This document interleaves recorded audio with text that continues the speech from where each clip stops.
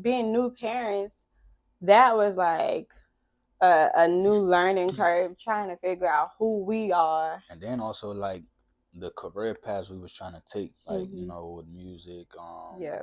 dance, and like all of the things that we were doing once before we had kids had to kind of get put on hold, and we was really trying to figure out like what we doing, or like what do we do about this? Do we still chase after this? Do we still, on top of all of that, so we're just like relearning ourselves at that point. Yeah, it was definitely a lot of learning. And what I would suggest for like people who don't really have like a village, right? Really it takes prayer. And at the time, I feel like of course, we've always throughout our whole relationship, we had God. We got baptized together, you know. 2014. Yep, 2014. We got baptized together. We went to church together. We had like our own walk, but sometimes you get caught up in life and like trying to figure out what you want to do with your career, and you kind of just live in like a comfortable, like stagnant life. And so that's how we was for a long time. And so like after having the twins, it was like a wake up call, right?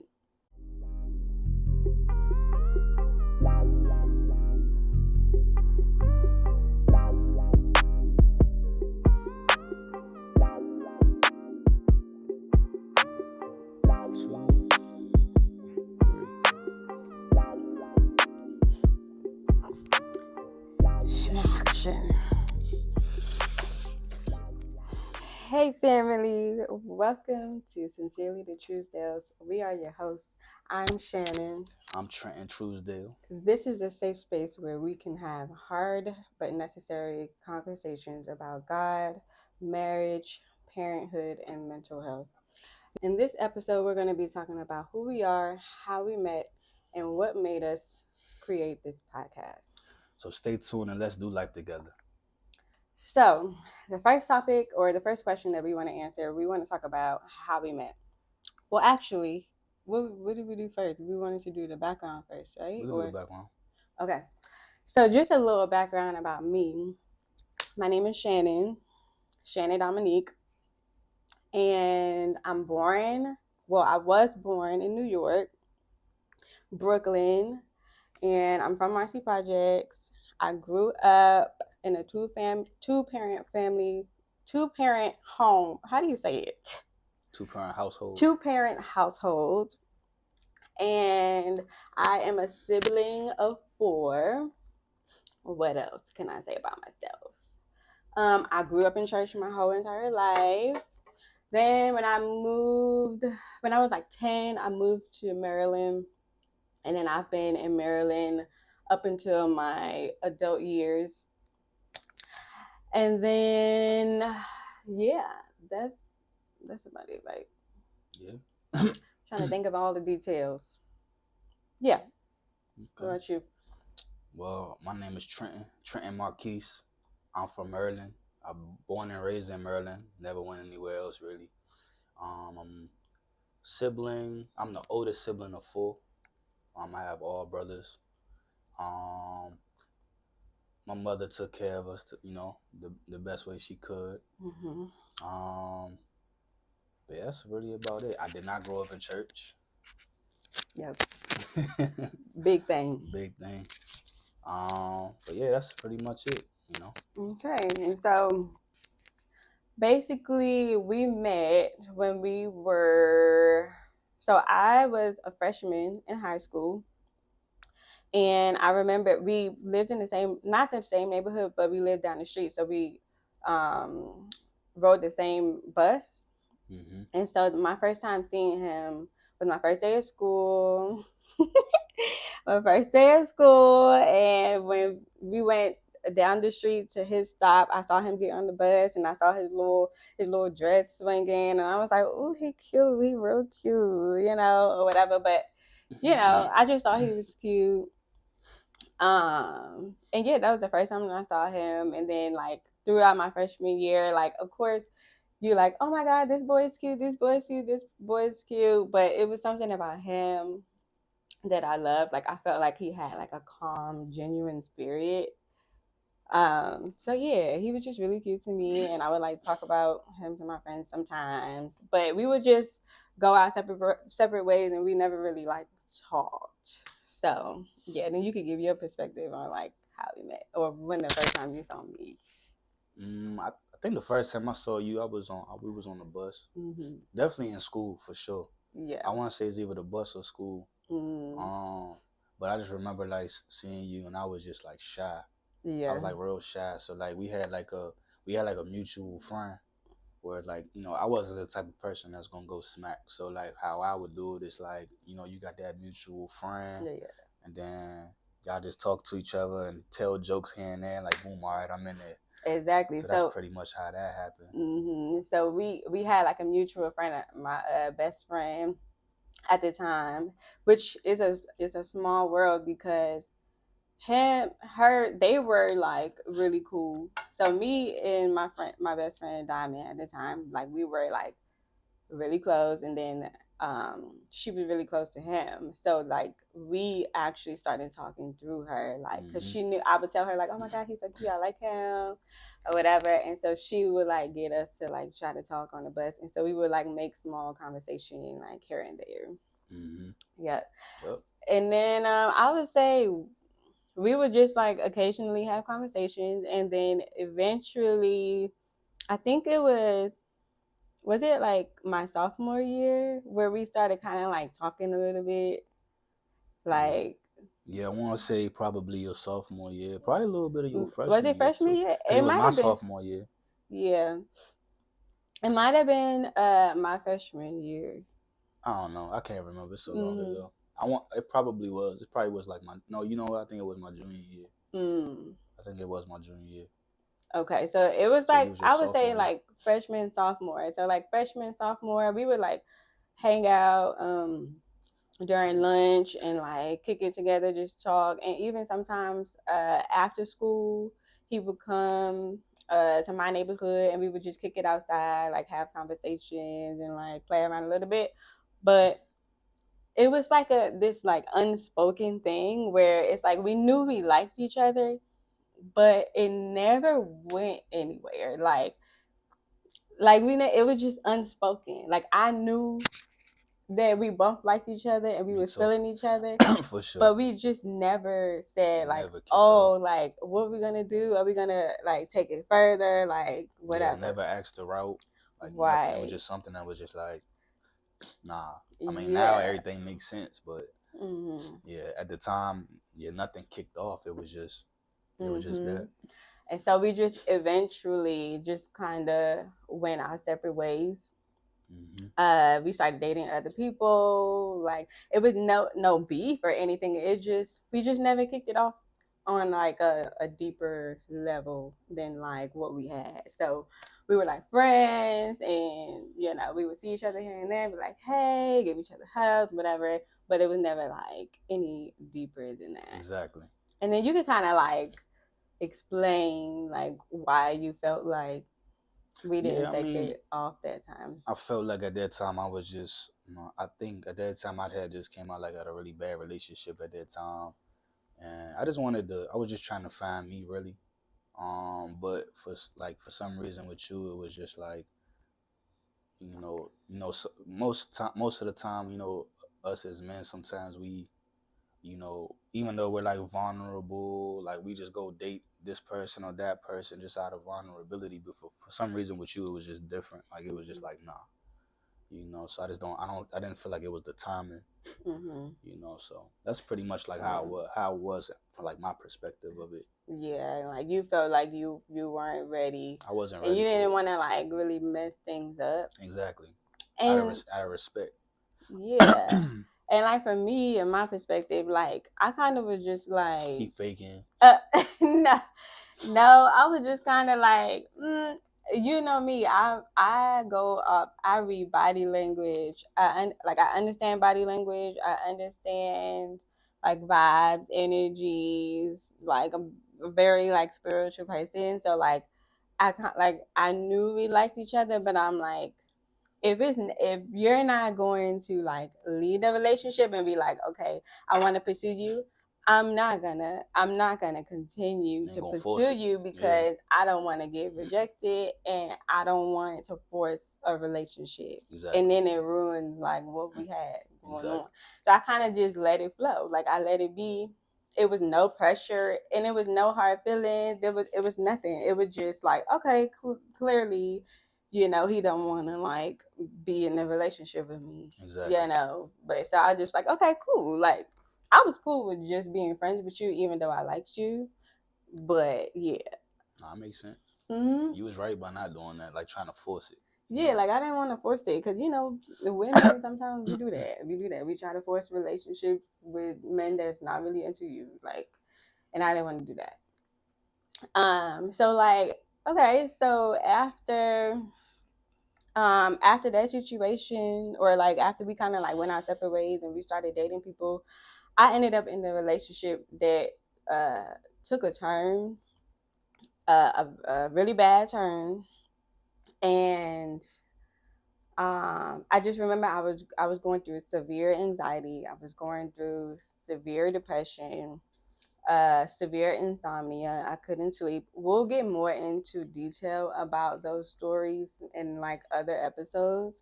But like briefly, it was like I came out of like first of all, I was going through a lot in my household, right?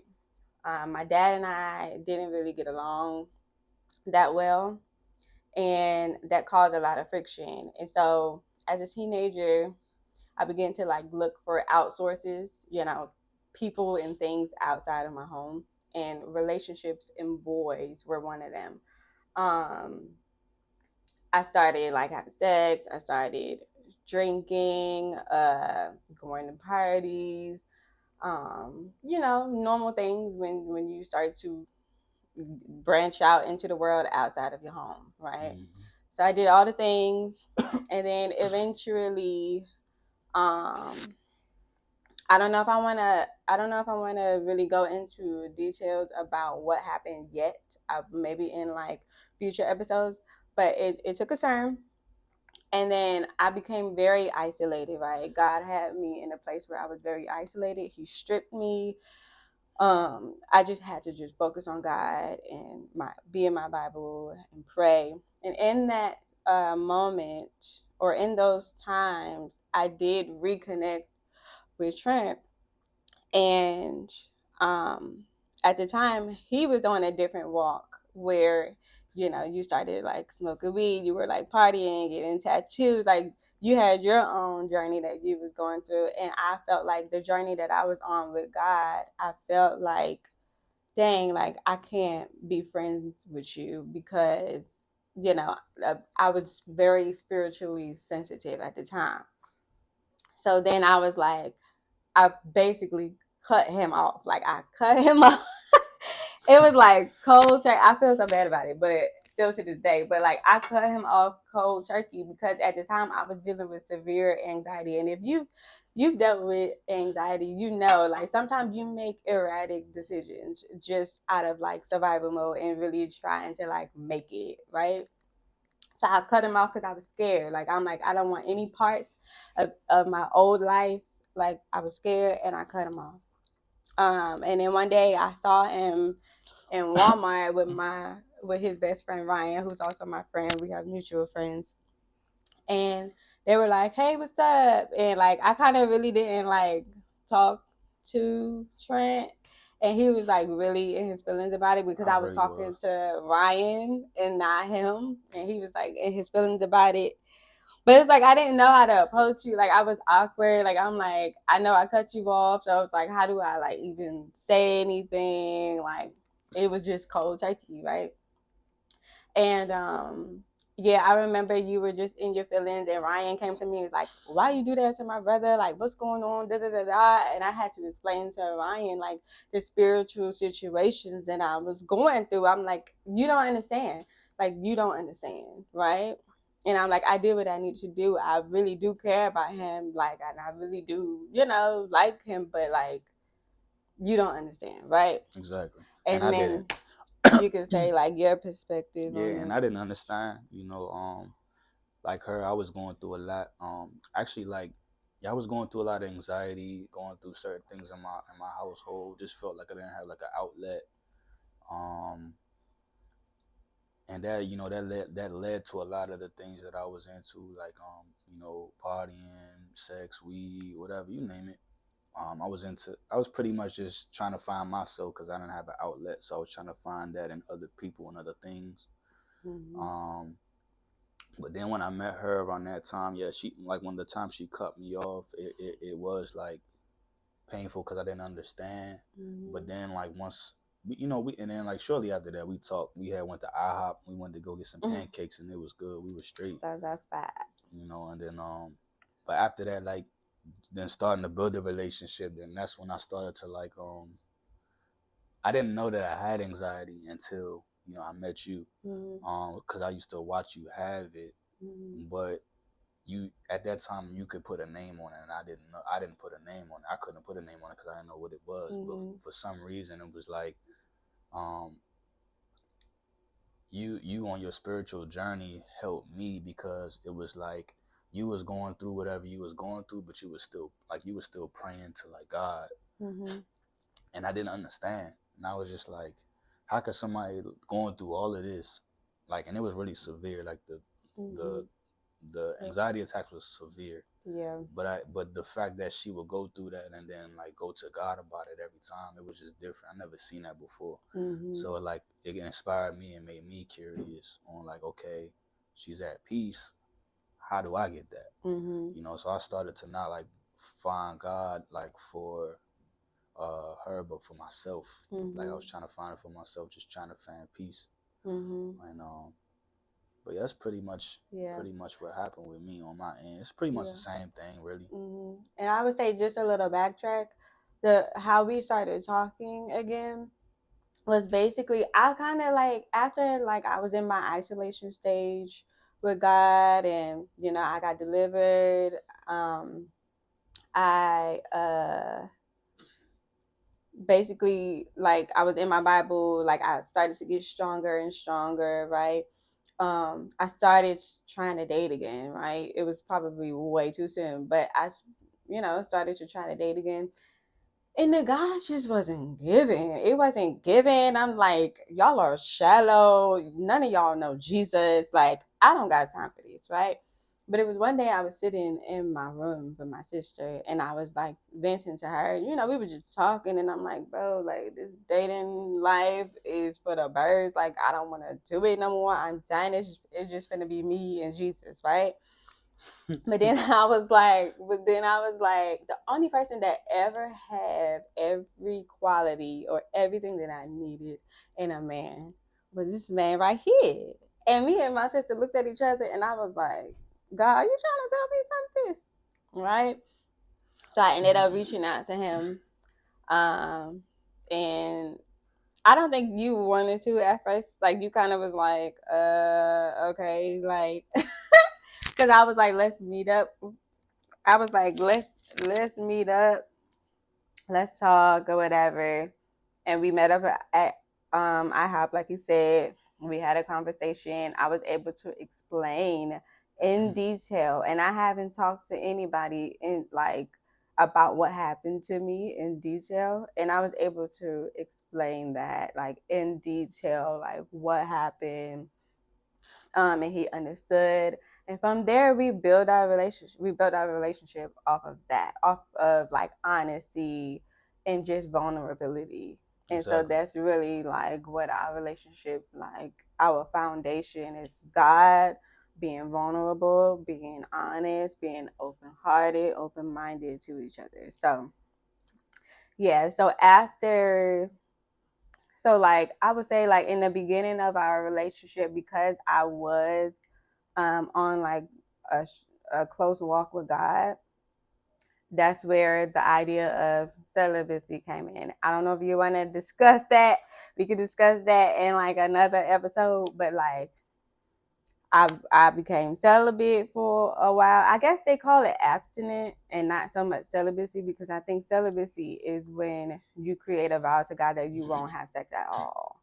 So I would say we was abstinent in the beginning of our relationship, for most of our relationship in the beginning. We was And it trying. was we were trying, That's what okay? the We T were stand for, trying. trying.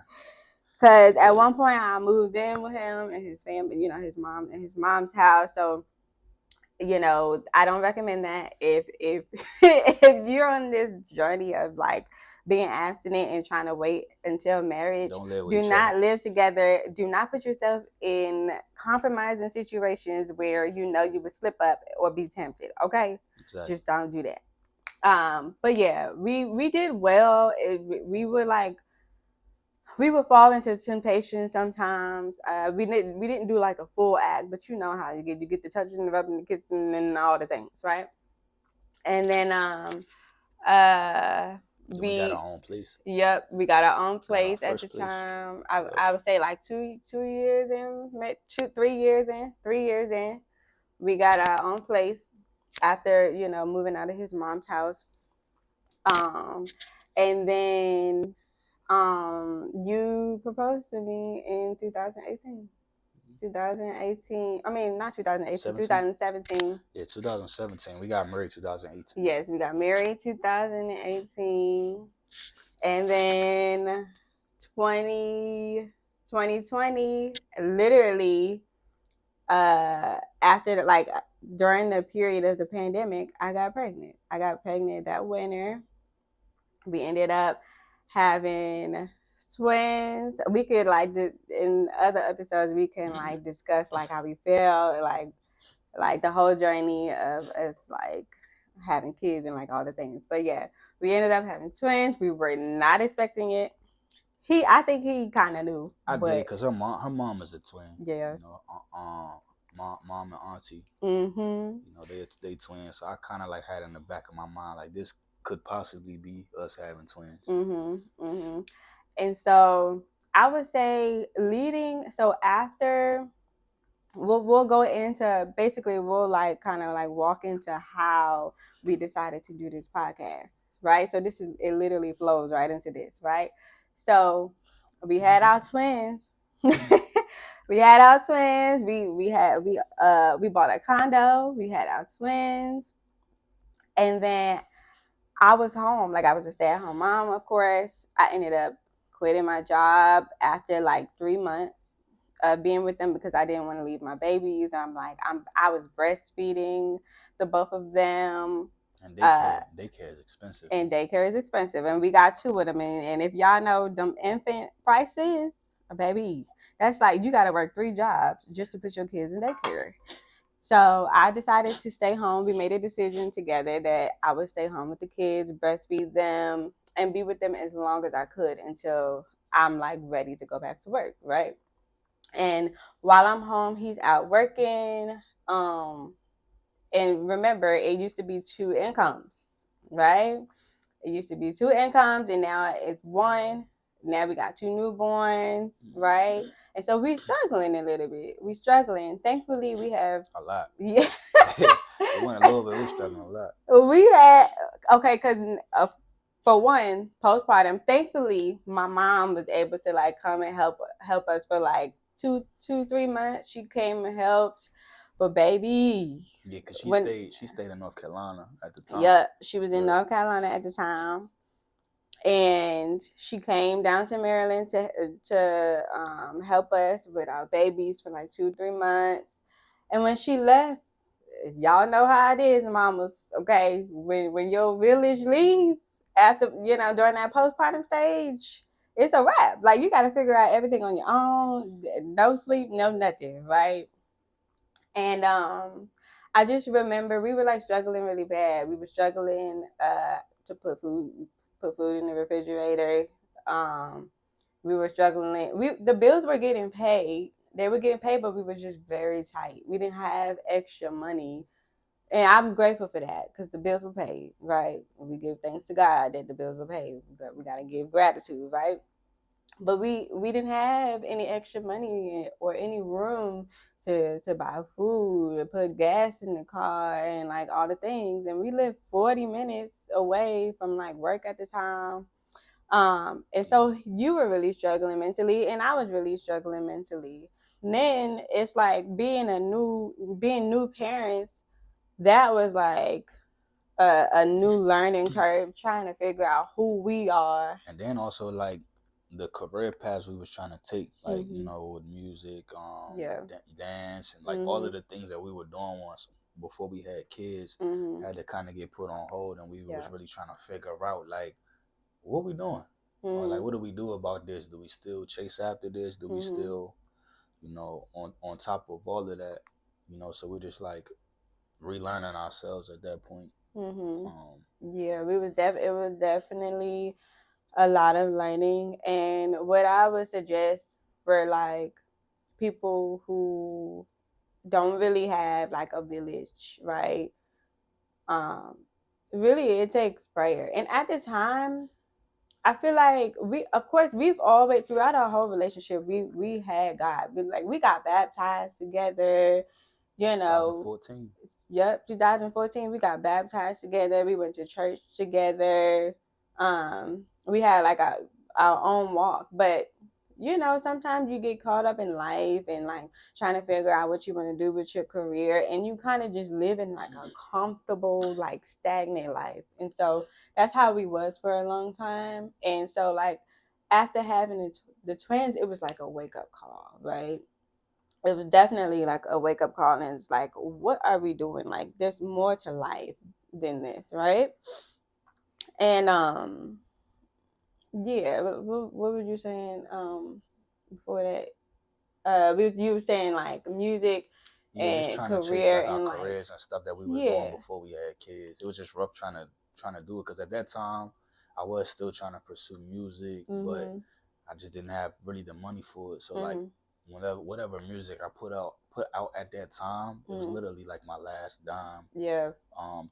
to do that. Mhm. But there's no promotion behind it. There's nothing. So like things are starting to fail on that end because I'm trying to balance doing that, being a father, being a husband, just trying to do everything at that time. Just not understanding on how to balance everything, you Mhm. know. So it was really tight. And then Yeah. on top of that, like you say, you was going through postpartum, Postpartum depression is no um, joke. trying to figure out what we gonna do as far as food. Thankfully, we had some help We with had that, help. Our aunt, you shout know. out to Aunt Um, Angie, you know, my my father, mama, my my mother, father-in-law. yeah, Yeah, they held us down. Okay, they held us down when we needed it. Cause my baby, stepmom too, for yep, sure. yep. So I'm thankful for that. And postpartum was not easy. Like you moms, if y'all going through postpartum, if y'all can get as much support and like reach out to somebody, get the help that you need. There's mommy hotlines to like call. It's no joke, and it's nothing to be played with, and it really does shake up your marriage. It shakes up your marriage. Y'all have to relearn each other. There's body changes, like everything is just different. There's new things to learn like every day, like about your kids, yourself, and your partner. So Mm-hmm. it's not an easy walk. So that's definitely like a time where like you need the most support. Like, And fathers, like for real, like I'm still trying to figure it out now, but I do know like what I would do is like just try to reach out to some people that's like fathers that's more experienced, that's going through this, like followers of Christ. Just, you know, pray, read books, like just read things on like mental health because it's not easy trying to, you know, balance everything. And just remember, like it's not, you don't have to fight by yourself, and you don't have to take on everything by yourself, absolutely. you know. And at that time, that's what I was doing, and it's only gonna put a toll on you and your family, Mhm. you know. Mhm. So that's the only thing I would recommend. I'm still trying to figure it out. I'm in therapy now. Try to do therapy. You know, I'm in Mhm. therapy now. I'm in the word, so it's like, you Yeah. know. Yeah. And so, being that we were struggling really bad, it got to a point where I was like, I was in my room, the babies were sleeping, I breastfed them, I put them down for a nap, and I just started to pray again. Like I started to get into praying again, and I was just like, Lord, like, how did we get here? Like, how did we get here? We need help. Help us, Lord. Like, I'm tired of being in this repetitive cycle of struggling, okay? Because remember what we said, okay, in the beginning. I'm from Brooklyn, New York, okay? I've known struggle my whole life. However, like we've lived a pretty decent life, although we grew, I grew up in the hood. Me and my siblings grew up in the hood. We lived a pretty decent life. However, the mindset of like poverty and like all the things that takes time. That takes time to like unlearn and like relearn things. And so I was just like, Lord, how did we get here? Like, we need help. And I remember God said, YouTube. And I was like, Lord, no, I'm not like, I was like, I was like, YouTube. And mind you, I've been pursuing, YouTube, my own personal channel with like beauty, dance, hair, like all the things, right? And I know that it's not easy, right? So I'm like, Lord, we need money now. We need money. And that was so toxic. Like it was such a toxic thinking. And it was so bad because like why am I complaining to God about like money? Right? Like I'm not even like, Lord, can you comfort us? Can you provide us with food? Like, and he's been doing that. And I was exactly. so selfish to just be like, no, I'm not doing that. Like, I'm praying to God for help. He's giving me an answer. And I'm like, no, I don't want to do I want this. that. We do that a lot with a lot of things. When we go to God in prayer and then God gives you an answer and you don't like the answer. You don't like the answer. Whether he says no, you throwing a tantrum. Whether he says yeah, but not yet, you still throwing a tantrum, right? So we think that God is supposed to just answer, be a miraculous genie all the time, but we asked him for a request and he's able to just drop it in our laps. And it does, and God don't work like that. He's not a genie. Okay, we're not supposed to just go to God for when we need stuff. He's not just supposed to just give us stuff, give, and like it's not like a give relationship. You and at the time our relationship with God was not strong. We weren't praying, we weren't in the Bible, we weren't going to church, like, and that's a whole nother story on why we wasn't going to church. But you get what I'm saying? So anyway, um, I I heard YouTube and I was like, no, right? So then I started pursuing other things like of how to get money. I started my business, Mahogany Allure. Like I started like planning for that. Trent invested into me. He gave me money to be able to start that business. Then eventually eventually we moved to North Carolina. And it got hard again. It got hard again. And this is a lesson learned, y'all. When you go to God in prayer about something and God gives you an answer, that means you're supposed to be obedient to what he tells you to do. Because the moment you decide you want to be disobedient, your life crumbles. Your life crumbles. And then you wonder, like, Lord, how did I get here? Because you're trying to pursue a promise based off of your own ability instead of allowing God to do it. You do what you want to do. You do what you want to do instead of what God told you to do. That's not what God told you. God didn't tell me to start that business at the time. And then guess what happened? I started the business. I did very well, right? It was beautiful. I was so happy. I was so excited. But then circumstances happened, and then I had to stop selling. So now I technically have a failed business. Right. Because I decided to take it into my own hands and start the business. And even with me with music, like I was doing music, but when I moved here, I literally went I did my own will with it so far where it's like I got to the point where I literally couldn't make music if I wanted to. Like we didn't have no extra money. I couldn't invest in no businesses. I couldn't do anything. Like it was literally just no, no, stop. Mm-hmm. And It was like wall after wall after wall. Then we ended up having like a very tough time in our relationship, in our marriage, where we thought it was going to be the end of it. We thought it was going to be the end of it, okay? Because all the things that we kind of like went throughout our relationship, it started to get bigger. Those issues started to get bigger and bigger and bigger, right? To the point where I'm like, all right, only God can fix it. Like literally, only God can fix our financial issues.